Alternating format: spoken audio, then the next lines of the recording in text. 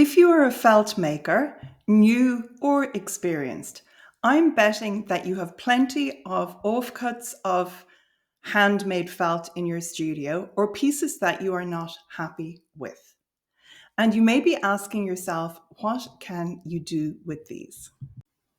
Obviously, larger pieces of fabric can be used for sewing projects. Felt bags, for example, are absolutely wonderful.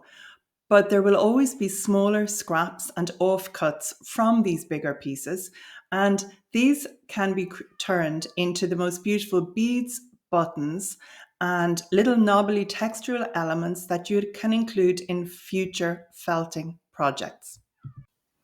All that you need to use to create these are your offcuts, a sharp scissors or a rotary cutter. You'll need a cutting mat if you're using a rotary cutter, strong thread or yarn, but do not use wool or it is going to felt, a sharp needle, and a regular washing machine. Now, I have a full tutorial. It's not a long one, but it's in the wet felting playlist here on YouTube. So if you'd like to see me making some from start to finish, just pop along to that. But in essence, you're going to cut the felt into squares, small squares, thread them on the strong thread or the yarn, and then you're going to tie this into a circle and put it into your washing machine.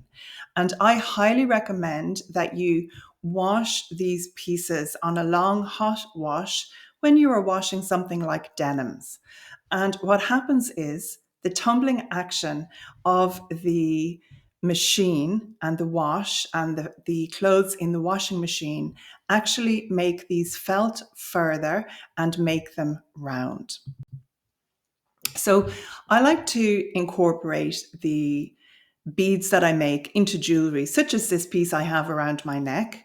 You can stiffen them and use them as buttons or closures for different sorts of projects, bags, jackets, etc. If you're wondering how to stiffen your felt, you can just use diluted PVA glue if you like, and that works really well. Then you can also add the beads between layers of fiber, and that adds texture to the surface of your felt. I'm going to show you an example of that in just a second. And then felt garlands for decorating your house, maybe for festive occasions.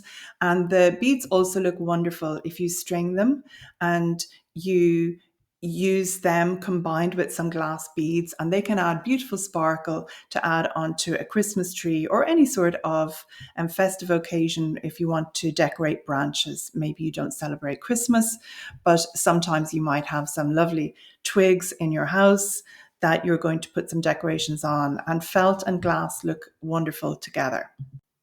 Here is an example of where I have included fully finished felt beads into the layout of a new wet felting project. In this case, it was a Nuno felted bag, and I laid the hard felt beads on top of my fiber, but I also positioned silk fabric on top again. So they're sandwiched basically between a layer, and in some cases, two layers of silk and a fine layer of wool.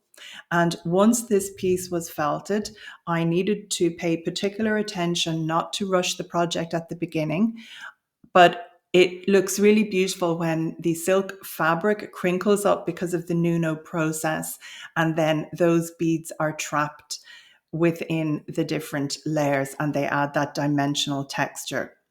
And one thing I would say, if you decided to try something like this, you need to be very careful to work slowly and carefully and do plenty of rubbing around the edges of the fully felted beads, because you want to make sure that the wool fiber from underneath migrates through the silk fabric around the edge of the beads so that they get trapped properly and they're not going to work themselves loose later on.